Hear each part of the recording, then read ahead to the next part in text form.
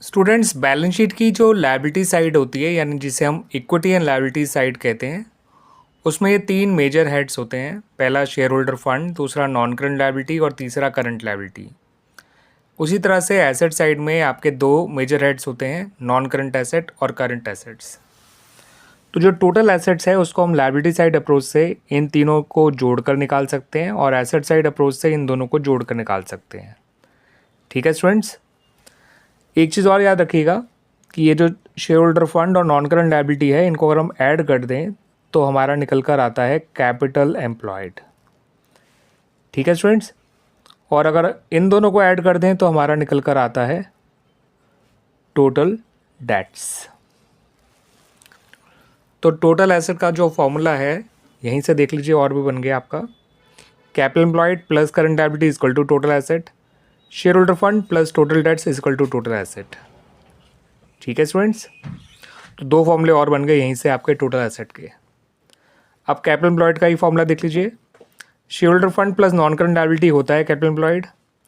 अगर हम total asset में से करंट लायबिलिटी हटाएंगे तो भी कैपिटल एम्प्लॉयड आ जाएगा। ठीक है, ऐसे ही आप शेयर होल्डर फंड के फॉर्मूले को अब समझ सकते हैं। अगर आप टोटल एसेट से निकाल रहे हैं तो total asset minus total date share holder fund हो जाएगा। कैपिटल एम्प्लॉयड से निकाल रहे हैं तो capital employed minus non current liability share holder fund हो जाएगा। ठीक है ना स्टूडेंट्स, ऐसे ही नॉन करंट लायबिलिटी के फॉर्मूले को इसमें से ये दोनों हटाएंगे तो अपने आप ही नॉन करंट लायबिलिटी आ जाएगा।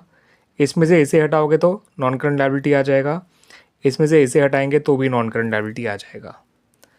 ऐसे ही करंट लायबिलिटी के लिए आप अगर टोटल डेट्स में से नॉन करंट लायबिलिटी हटाएंगे करंट लायबिलिटी आ जाएगा।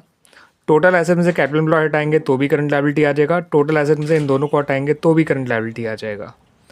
तो कई सारे फॉर्मूले बन जाते हैं आप इतनी सी चीज़ याद रखने से।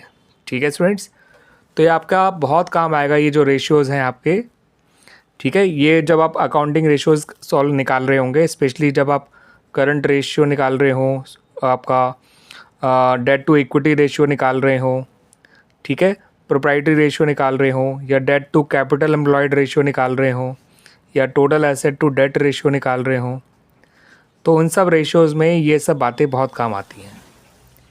ठीक है स्टूडेंट्स, तो इसको अच्छी तरह से दिमाग में बैठा लीजिए।